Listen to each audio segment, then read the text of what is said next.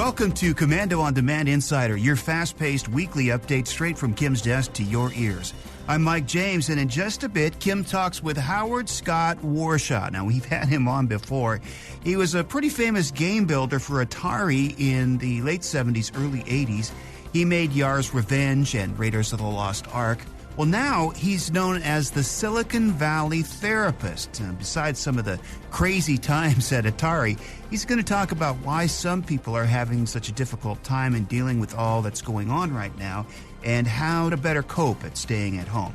Ryan Welch is the co-founder of MyMedic. They make medical kits, and now they're making what they call PPE equipment, or personal protection equipment, for first responders. It's a nonprofit organization. He's going to be talking about how you can donate the much-needed equipment to medical professionals and first responders, well, all over the country. And if you want specifically, you can actually donate some kits to the responders in your area. By the way, this is not the nationally syndicated Kim Komando show. We're on over 400 radio stations nationwide, and the podcast version of that show is available at getkim.com. It's 3 hours of everything digital and about, of course, the coronavirus and helping you kind of cope with what's going on. And you can get a 30-day free trial if you'd like at getkim.com. Again, the 3-hour nationally syndicated radio show as a podcast at getkim.com. Use promo code KIM and get your 30-day free trial. All right, getting started in just moments with Howard Scott Warshaw, the Silicon Valley Therapist, on Komando On Demand Insider. So when we start talking about the Atari 2600, okay, I get it. You have to go a little bit back in your brain for that. But it had these huge games like Yar's Revenge, Raiders of the Lost Ark, and could anybody ever forget E.T., the extraterrestrial? Well, Howard Scott Warshaw has written 2 books. He's produced and directed 3 documentaries, but that's not the real reason why we have him on today, because Howard's known as the man who made the worst video game in history. How would you like to be walking around with that title? The worst video game in history. Just, Google that and Howard Scott Warshaw's picture just pops up. And Howard's a friend of the show. So Howard, thanks for joining us. What is it like walking around with the title of like the guy who had the worst video game in history? Actually, it feels pretty good. I'm a guy who likes distinctions, and it's hard to deny that one. And so I just realized when you sent that note that we are a part of 6 degrees of separation here. Unbelievable. Yeah. So you're talking about New Jersey. That's right. I mean, I went to an all-girls Catholic high school, Mount St. Mary's in Watchung, New Jersey, which was at the top of the hill. And I was class president and all this other great stuff. And I couldn't wait to get out of New Jersey and move to California. That's funny because that's what I did. I didn't go to the all-girls school, though I would have volunteered, I'm sure, at the time. But I spent a lot of time on Terrell Road in Scotch Plains, New Jersey, and Terrell Road runs right down to Route 22 and then right up the mountain, and there's that Mount St. Mary's Academy. And I saw that so many times. It was amazing. I never knew anyone who went there. I always saw that, but I thought, what an amazing building. And you know what? It was an amazing education, really. But I was part of the grow up quick part of my life. And so I graduated high school when I was 15. And nice. And went straight to college, which was kind of a weird thing in retrospect, because I look at my son who's 19 and he's a freshman in college, and being 15, 16 with college, I mean, there's a big age spread. It's not so much like when you hit 30 and 33, but 16 and 20, it's kind of a different place. That's a big difference. Well, you're talking 25% of a life at that point. Yeah. It's a huge difference. That is. So we're talking about computer programmers, and as you know, I have a degree in that, and I think one of the things that it taught me, probably the most important thing that I still take with me today, is the ability to problem solve. That if A happens, then B happens, or C or D. And so you can think very logically. And so now as you have progressed from being the video game designer, programmer, and now you're a therapist, how does that affect the way that you think? That's a really interesting question. So does it affect the way I think? One of the way it affected me the most deeply was I had to be a lot more cognizant about how I'm coming across to other people, because traditionally I am a wild and crazy guy. And when you become a therapist, you don't necessarily want to be the wild and crazy guy when people are coming to see you. So that's one way it affected me. But a lot of people see it as this huge transition, right, from being a programmer, which most people register as low people skills, to being a therapist, which hopefully most people would register as high people skills. I never saw it as that big a transition, though. I mean, the way I see it is programmers and therapists, we're all systems analysts, right? It's just that now I'm working on a much more sophisticated hardware in the human brain. So for me, it didn't feel that way. But to tell you the truth, I've worked a lot with programmers and a lot with therapists. And, yeah, not all programmers have a lot of people skills, though. No, they don't. I think that's why I didn't fit in, because my first job, I worked at IBM, and I just couldn't sit there all day. You know, I was like, whoa, what is this? Oh, no. That's funny, because when I graduated college, I got a job offer from Hewlett-Packard, and I was in school in New Orleans, because I went from New Jersey to New Orleans, and I couldn't wait to get out of New Jersey. And so I was just like you. I took off. I went to New Orleans, only I didn't graduate early from high school. I graduated on time from high school, but I accelerated my college because I couldn't wait to get out of college and get into, like, real life. And when it came time to leave, so then I'd flown out, interviewed with HP, and accepted a job with them, and then IBM called me up. And they said, hey, we'd like you to come out and interview. I said, that'd be nice, but I don't want to waste your time and money. I said, I've already accepted a position at HP. And they go, that's, if you haven't started working there, that's no big deal. That was an interesting introduction to business ethics. But what was interesting, I said to him, besides this, I don't really think IBM is the place for me. And so he goes, well, why not? What do you think? And I said, I'm a little flamboyant for an engineer. So I'm kind of wild. And he goes, I know what you mean. He goes, but let me tell you, we've really loosened up here. And I go, oh, yeah? He goes, yeah. He goes, like, for instance, a lot of our programmers, they don't even have to wear ties anymore. I just started laughing. I said, I don't think we're talking about the same thing here. Well, what's funny about IBM is that so I started working in, like, the programming department, and then I said, maybe I should try sales. So they moved me over to sales. So I'm noticing, like, I'm driving, like, this crappy Pontiac, okay? And there are these people who are driving, like, BMWs. And I'm like, okay, how do I get to be a BMW driver around here? You know what I mean? And so I went to my manager, who was a woman, and I said to her, how do I get to be part of the national sales division? And she said, you know what? I'm sorry, you're never going to be part of that. And I said, what do you mean? She said, you have to come out with me. Let's go have a drink. Now, keep in mind, I still wasn't 21 yet, okay, because, the whole life acceleration program. So we go out for a drink. Thankfully, nobody cards me. And she says to me, you know what? You'll never work in that division because you're young and you're pretty and you're blonde, and they really want middle-aged men who have families to support. Oh. And so I went, oh, well, that's not going to work for me. So I called up. I actually went back to my desk, like, the next day at IBM, and I called up the division manager at AT&T and said, I'm Kim Komando, and I work for IBM, and I'd love to work for AT&T. Would you like to interview me? Nice. That's interesting. That's how I got to Atari. Well, I was drowning at Hewlett-Packard. I mean, I don't want to knock Hewlett-Packard. Hewlett-Packard's a great company, but my impression in 1979 when I arrived at Hewlett-Packard was like, this is like a software pasture. This is where programmers go to die. And it was all the excitement and thrill and interest of real microprocessor programming and stuff that I had learned in college had disappeared, and I was so desperate. And also, it was like a graveyard. It really was. I was the wildest person there. Now, that's not necessarily a good standard because I was kind of the wildest person most places I worked.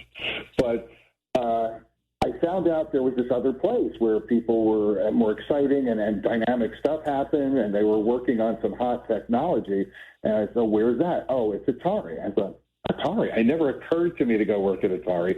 I called them up, talked my way into an interview, and then they rejected me. I talked my way past the rejection, was able to work myself in on I took a 20% cut in salary to go to Atari, and on probation, and started working. And my first game was Yar's Revenge.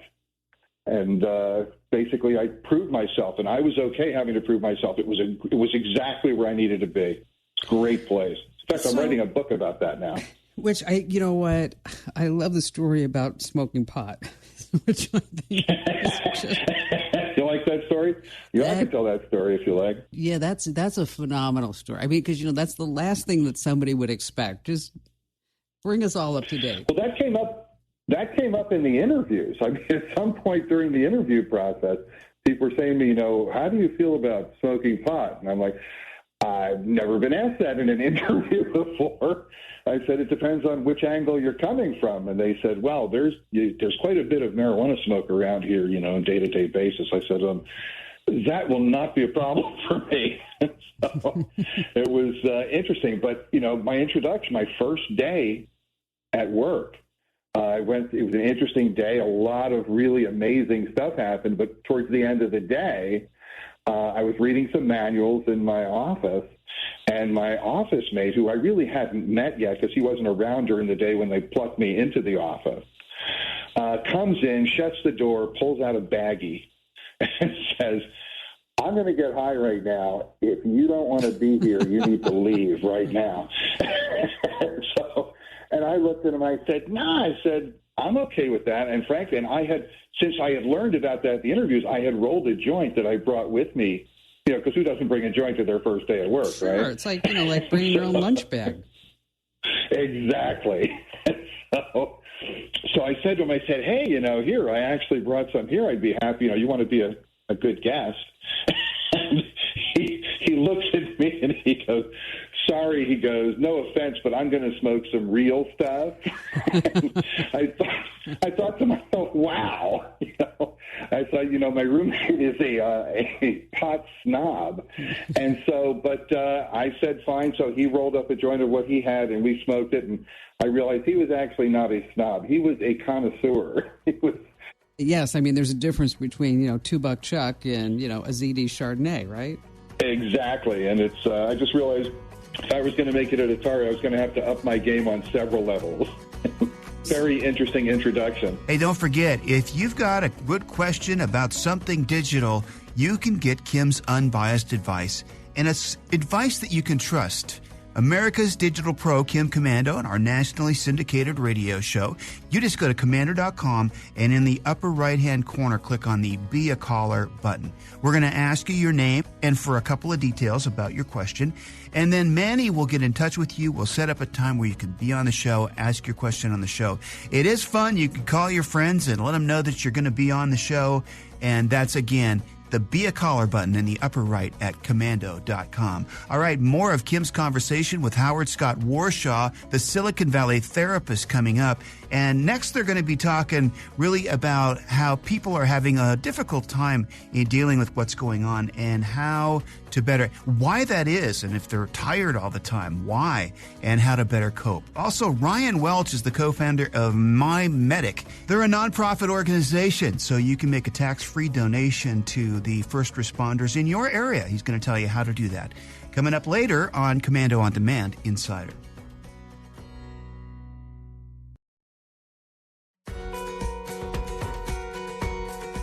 So here we are in the midst of this global pandemic, right?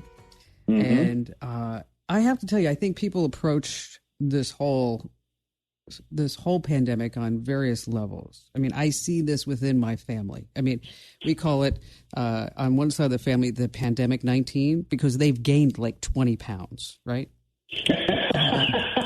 You know, I like that. I have, on the other hand, I was looking because I have a Peloton bike. I mean, the Peloton app and my emails like going, are you okay? Because you're like on the Peloton bike every single day. We've never seen you exercise so much. I've cleaned out the laundry room. I've cleaned out my closet. I've done things that I've been putting off because I said I just didn't have the time. I go see my mother twice or three times a day. She lives in my guest house, but normally I'd see her like once a day, right? And so I'm going for drives with my son and having these incredible conversations with him and spending more time with my husband than, you know, I always thought like, how are we dealing with each other 24/7, right? But it's actually okay. It is. It's okay. And so it's time versus discipline. Are you seeing that in your practice as well? Absolutely. Well, there's a number of angles that people are coming from. It sounds like you're sort of getting the best of both worlds. It sounds like you're able to be productive and move forward, which a lot of people are feeling pressure to do because, hey, we finally got time. I'm finally sitting around at home, how many times have people say to themselves, if I could just get a few days at home, I could get so many of these projects done. I just can't seem to get a break or a moment. And now suddenly we're all there at home. And so for some people, it's amazing, right? For healthy relationships, it's just great spending time with loved ones and really reconnecting and getting together. It's an opportunity. You know, some people are absolutely, they're living in the cleanest, best organized version of home they've ever been in.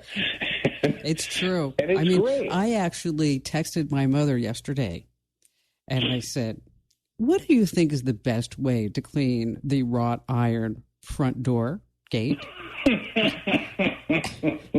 And she texted me back. She said, who is this? Exactly. I mean, new sides of ourselves emerge, you know, and you find things, suddenly there's opportunities that we don't really have that a lot of times we wished for.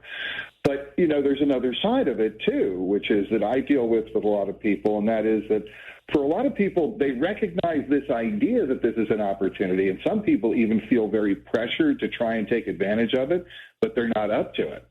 And it's like there's a sad irony to the idea that I finally am given the opportunity to do this thing I've always wished for, and I can't seem to take advantage of it, and it's really difficult for them. What's stopping them? There's a thing that's going on. This is my clinical opinion about this. It's that there's a thing I call the quest for okay. And this is something we all engage in. And what that is that we're always trying to figure out what okay is. You know, we don't all want to be like amazingly successful or super high achievers, but everybody wants to be at least okay. And we usually know what okay is. And if we're okay, we're okay. And if we're not okay, we still have an idea of what that is and what it means and how to get there. But in this situation, this is something that most of us have never experienced in our lives. And it's so different and such a radical change that suddenly the idea of what okay is kind of lost. I don't know what okay means in this new environment. But, you know, because I need to find out what okay is, this drive within me, I'm spending a lot of extra energy in my brain trying to resolve these things that I don't know how to resolve yet. So the way I look at it is it's like a cellular phone. It's like a cell phone, okay? It's when you take a cell phone to a place with very little signal, it may work, it may be spotty, it may not work, but one thing is for sure is that phone is going to start boosting its signal and spending more energy and upping its output trying to find a good signal. And so whatever else goes on when you're in a weak signal area, your battery drains faster. And I think the same thing is happening for us here. A lot of us have lost our signal with what regular life is. And so we're spending a lot of extra energy trying to reconnect and figure out what that is, but we don't know what to connect to. But our batteries are draining more quickly than we're used to. So typical stuff, things I've done all the time, usual little tasks. For some people, just feel like, you know, I'm exhausted after doing it, stuff I'm used to doing without thinking about it. That's because I'm doing so much thinking about it.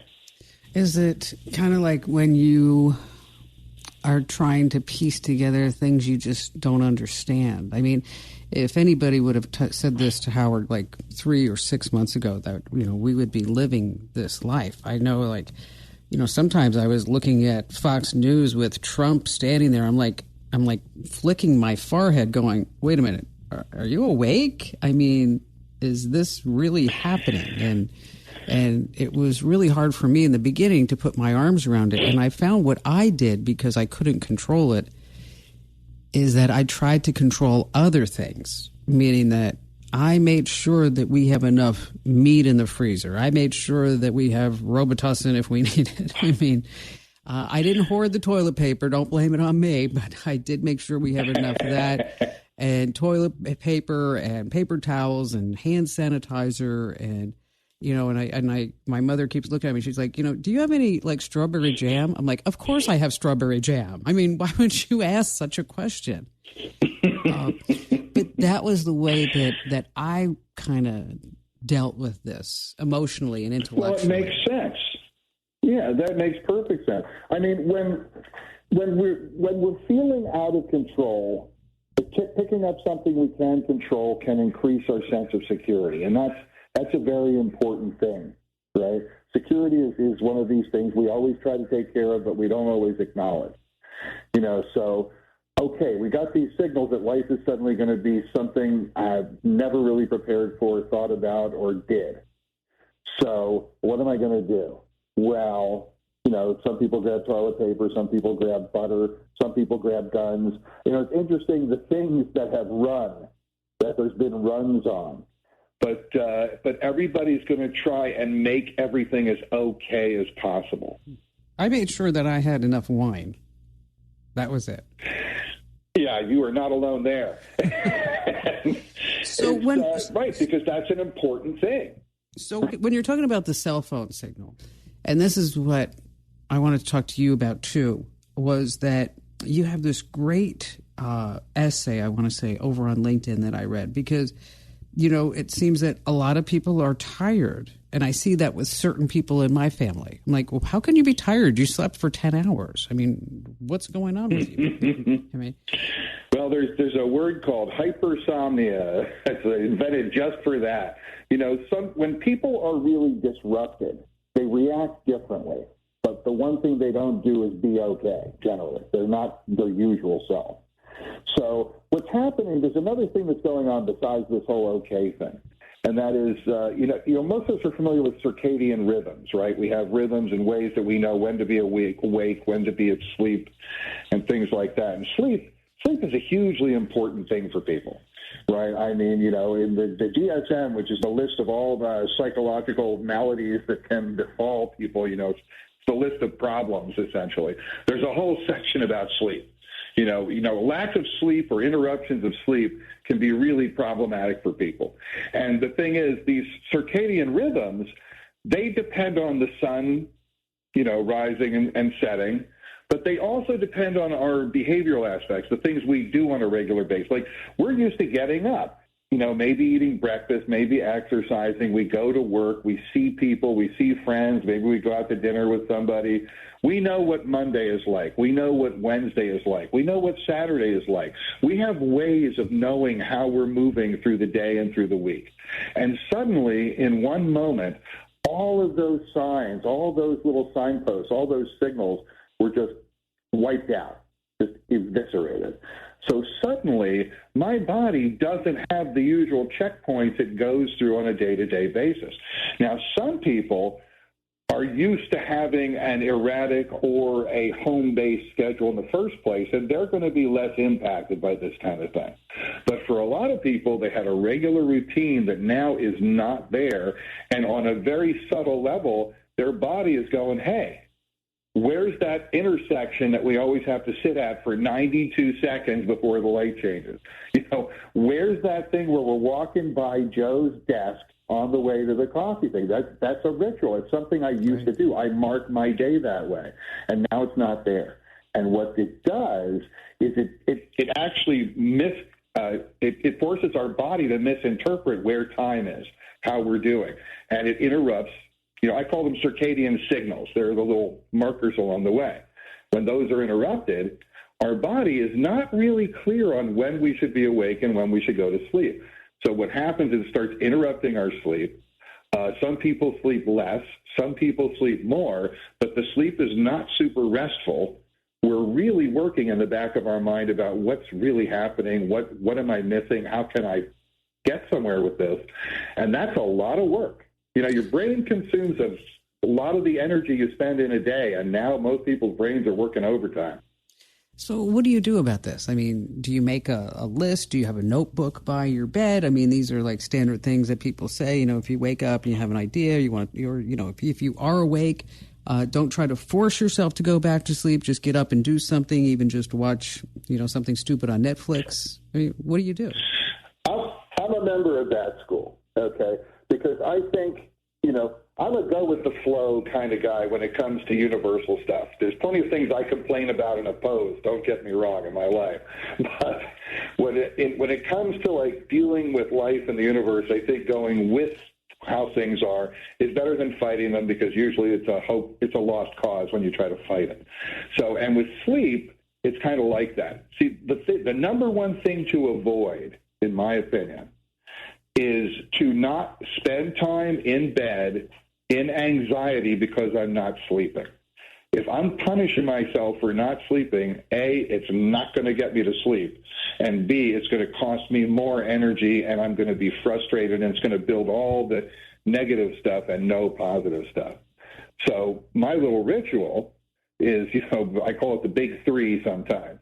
But before I go to sleep, before I'm going to get in bed and get ready to go to sleep, I think of like three things, three tasks. One for work or school kind of thing, one for pure fun and enjoyment, and one for some sort of growth or spiritual or intellectual growth.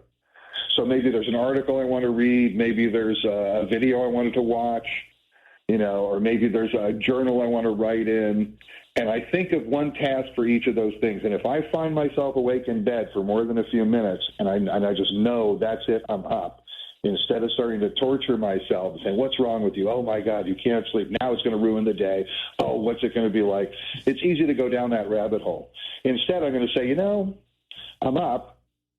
Let's do something. At least I can make this time somewhat productive. I'm going to get something of value out of this time, because you know what? I'm going to fall asleep eventually. You can't keep me up forever. I might as well work with the time I have. That's sort of the attitude I bring to it initially. Does that make any sense? Yeah, it does. My husband used to take Ambien to go to sleep. That is the worst drug in the entire planet. I mean, it has some interesting side effects. Oh my gosh. I mean, I would get up in the morning and there would be like peanut butter and jelly all over the kitchen. I'm like, did we just have like a peanut butter and jelly massacre? I mean, or one time it was sleep eaters. Yes, but when I told him that this had to stop, was that I got dressed, went to work, and I opened the garage door, and his car was running. Oh my God, his car was running? Yes, in the garage. And wow. I'm like, okay, dude, this junk is no longer allowed in the house. I mean, and he had no memory of it whatsoever. No memory. So, now he has a cocktail. It seems to work fine. But right, and that works too. Pharmaceuticals, alcohol, there's a lot of alternatives to Ambien, and some people are resorting to, sleep aids of various kinds. And, if that works for you, that's great. What are some fine tips that you can give somebody if they're having trouble dealing with what's going on in their lives? Well, there's a number of different takes on that. I mean, there's different kinds of situations, right? There are some people who are just fine.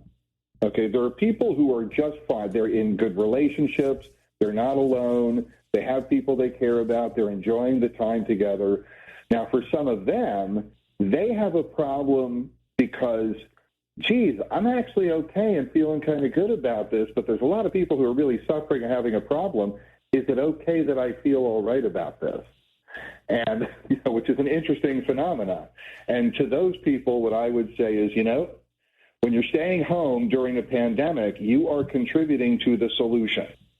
you are actually doing something effectively to minimize it. If you're not going out, you are not contracting anything and you are not spreading anything. That is a valuable contribution at a time like this. So, and can you really do more?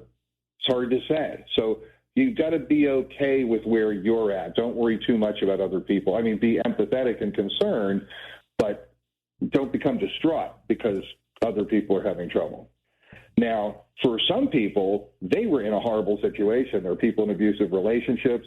The thing that I keep picturing is the people, someone was on their way home to end their relationship. Yes. And just before they hand over the papers, oh, by the way, there's an announcement. We're all in lockdown now. It's like, wow. I've thought about that too. I was like, oh my gosh, somebody's in a horrible relationship, or especially, unfortunately, if somebody has, a special needs child, that during the day they could maybe, get some things done. And now they can't. Exactly. Yeah.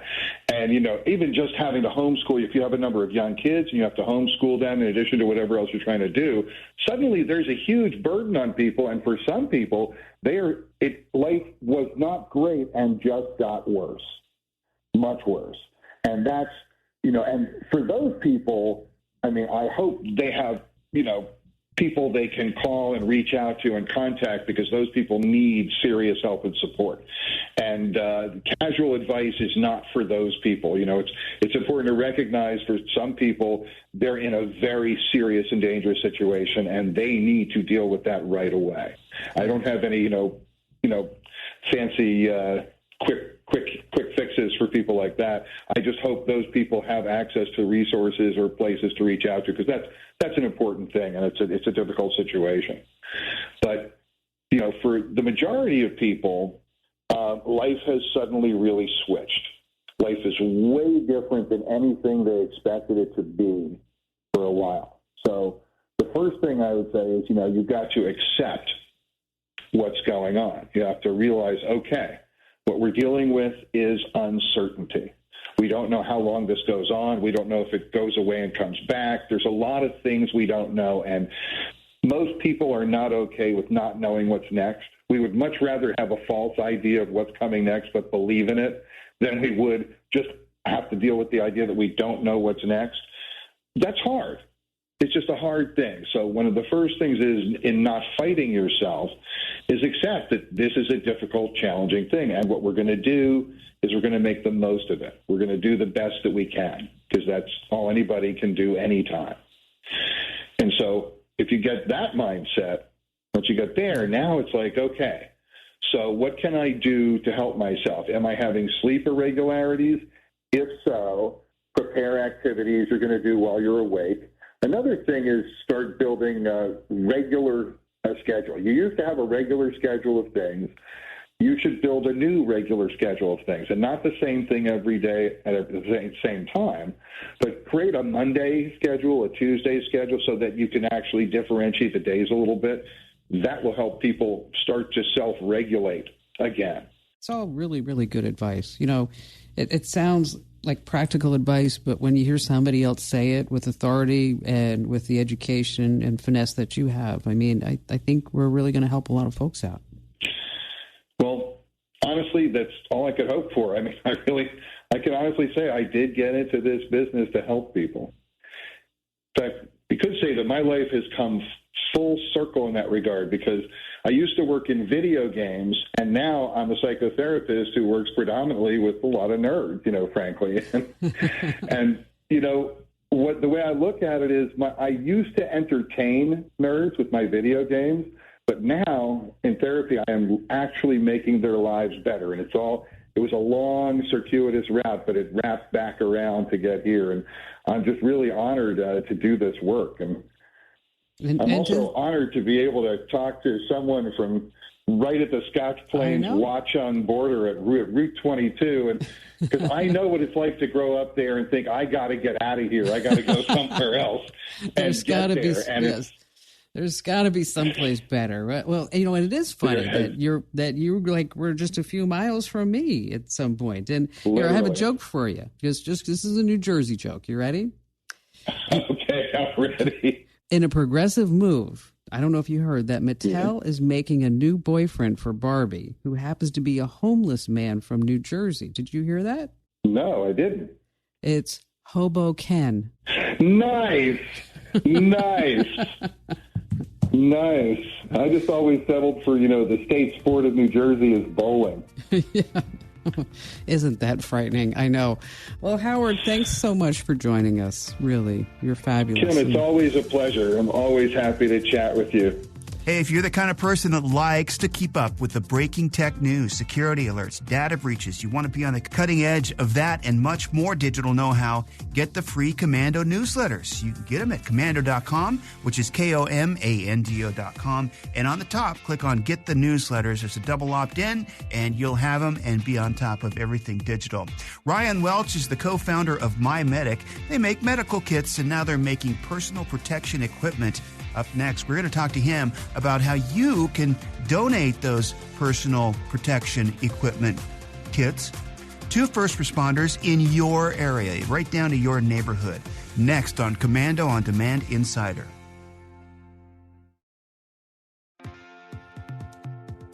All right, so if you would have said to me, 2-3 months ago, Kim, you're going to need a PPE, I'd be like, what? Personal protective equipment? I wouldn't even know what those 3 letters stand for. But suddenly it's all over the news.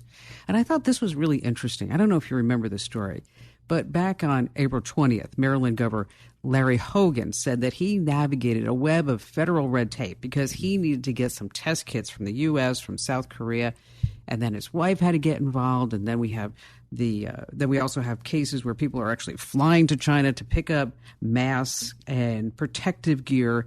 And so when I ran across this story about a gentleman in a nonprofit organization that is putting together these kits, I thought, wow, this is really amazing stuff. So Ryan Welch is joining us. Hi there, Ryan. And you're with GiveKits.org. Thanks for joining us. Oh, thank you, Kim. It's awesome to be on the show. And so PPEs, now, did you know what they were? I did, but only because I was in the Army for about a decade. And otherwise, I would have had no idea. But now it's all part of our lexicon. It's like flatten the curve. That's right. And it's like, whoa, where did all this come from? So how did you get the idea for Give Kits? Where did it come from? Well, Give Kits started in 2015, so we've been around a while. But really, it started back in 2013. I was still in the Army, and my wife's father passed away in 2010. He was in a car crash, and a semi-truck turned left in front of him, and another driver was about 500 feet behind, and he got out of his car after he saw what happened. He ran up to my father-in-law, and I never met him. But this motorist, ran up and said, "Hey, I'm here to help." But he didn't have any training. He didn't have any supplies. And he didn't do anything but just stand there and talk to him, which, is better than nothing. Right. And then the ambulance arrived about 30 minutes later. The national average response time is about 35 minutes nationwide. And when they left, about 10 minutes after leaving the scene in the ambulance, he passed away. And so because of that, my wife, her 3 siblings, and myself, we all decided that we would do something, about this. So we started a first aid kit company, and we decided we would make really high-end first aid kits that have life-saving supplies, so that this wouldn't take place for some other family. And so we started a company called MyMedic, and while we were building the company, maybe a year after starting, we were working with law enforcement and first responders and teachers, and they all kept saying the same thing. We're getting the training, but we're not getting the kits. We got to go buy them ourselves. And that just really made me upset. So I said, we got to fix this. So with MyMedic, I have to tell you, I've bought your product before. What? Yeah, I'll tell you why. Because I'm an avid traveler, okay? And I hiked Machu Picchu. Oh, wow. and I'm with my son, and I brought him along with me. And then on another trip, I brought you along with me through My Medic when we went down the Amazon River and went into some of the parts of the rainforest where like people actually looked at me, honest to goodness. Somebody looked at me at one of these camps and said, she's very pretty and she's very strong and I can see her muscles in her legs. I bet you she's very delicious. That is incredible. So at that point, I took my Medic kit and my son, and I looked at the tour guide. I'm like, $20 we leave right now, okay? So then we left. So you built a really successful company with My Medic.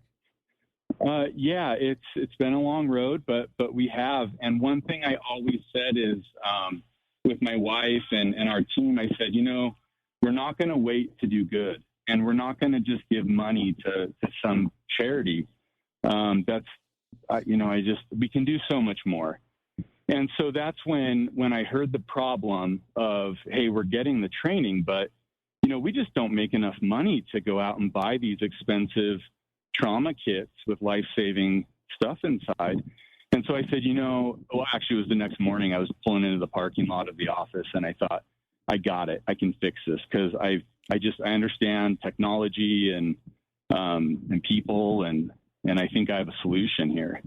So that's when we said, well, we have a solution. Now, how do we do it? And we said, well, let's just make it a nonprofit and we'll make My Medic pay for all the expenses, including the labor. So it's since day one been a 100% all volunteer organization. No one gets paid. No one ever has, and no one ever will. That's good. That's great. It really is fabulous. And so, what's in a kit? So in these kits, it's called the Pandemic Medic. And we put, we met with first responders and nurses and said, what do you need? And law enforcement. And they said, we need masks, gloves, and sanitizer. We just need the basics. Because one, we can't get them. And two, we're just interacting with people face to face when we get calls. And so how are you able to get the supplies and say another state or organization is unable to at this point? That's exactly it. We've been doing this now for 7 years. The company has been doing first aid. And then the nonprofit, since 2015, we have other programs. This one is called Kits for Heroes. But we've had kits for classrooms, and we have kits for cops. That's awesome. And we've been giving trauma kits and first aid kits nationwide to law enforcement, first responders, teachers for classrooms at no expense to them since then. So because of that, we have great relationships all over the world. We have factories and resources in about 10 or 12 different countries. Including our own. And so when all this happened, a lot of these suppliers tend to lean back on who's reliable, who's trusted. And, we're kind of one of those groups who we do what we say. Well, you know what? It's fabulous. And so I went over and $15, it's affordable for like a basic kit. How do you determine who gets that kit? Right. So because of our supply chain and we do what we say, we're a trusted partner with all of our factories and partners in about 10 or 12 different countries. And so because of that, I'm sure they just have tons of people reaching out to them, but they know that we'll do what we say. We pay our bills. And so when there is inventory that they produce, they want to do business with us. So we've been really fortunate in that way. Well, it's fabulous. So how many kits have you shipped? We just launched this last Monday. And so it's been about a week. And we have shipped, I don't have an exact number, but we're at about 1,500, maybe a little over that, for just these pandemic kits, these PPE kits. Well, you know what? I think it's fabulous that you guys are doing this. I mean, it really is. I mean, it's giving back in a way that, you can make a difference, and it feels good inside to do this. And I love the fact that you're not making money on this. I mean, so often, we look at nonprofits and we're like, yeah, you're really not really a nonprofit. Are you? I just joked earlier with someone in the office. I said, man, if I had known charity was going to be so much work, I don't know if I had done it, but, I love it. And there's no other feeling, like it, like just knowing that you're helping other people. And that's the greatest feeling. You know what I do is I practice random acts of kindness, right? And when you're able to do that, when you're able to give back and you see a smile on somebody's face and you made a difference in his or her life, it comes back to you tenfold. I believe that. And especially if you're doing it in a sincere way. I mean, the grass is always greener when you water it, right? And it's the same thing when it comes time to give back. If you're blessed, and even if you're struggling, if there's something important that you can do, if you can lend a hand to somebody else, I think it's now more than ever. I think it becomes part of our whole society and us getting through this together because we've been going through it together. Now we got to get over it together. Right. Yeah, what my wife and I have always said is, we're not really giving unless it hurts a little. And that's kind of always been the rule when helping anyone or anything. And so that's why we've gone to such great lengths with this program because, we said, look, we have the ability to give. And, when I leave this world, I want my kids to look at me and say, our dad he helped a lot of people. So I think there's a lot that everyone can do sort of, at their own level, whether it's, just, like you said, random acts of kindness, no matter how great or small, are all great to the one you're serving. Well, Ryan, thanks so much for joining us. The website, again, folks, is givekits.org. Once again, that's GIVE, kits, KITS.org. And, Ryan, we're going to spread the word because I think what you're doing is fabulous. And thanks for telling us all about it. Awesome. Yeah, thank you guys so much. Special thanks to Howard Scott Warshaw, the Silicon Valley therapist, and also their Ryan Welch, the co-founder of MyMedic. And thanks for listening to Komando On Demand Insider. Of course, we always ask that if you haven't already, please subscribe. You'll get these downloaded to your device every single week automatically. And we'll see you next time. Here now, it's Kim with some closing thoughts. If you rely on social media for information and news, the proof is now irrefutable. You're making a dangerous mistake. NBC News reports that medical doctors working in emergency rooms all across America are alarmed by what they're seeing on Facebook, Twitter, and YouTube. They're saying that the virus is fake, that deaths aren't real. The social media giants claim to be working nonstop to stop the phony conspiracies, but the distribution networks built by fringe media and cult personalities stream out to a ton of gullible viewers every second. Here's the bottom line. If Facebook, Twitter, and YouTube truly are doing their best at stopping dangerous misinformation, then there's no question social media giants are now monsters that no one can control and can never be made trustworthy. I'm Kim Komando.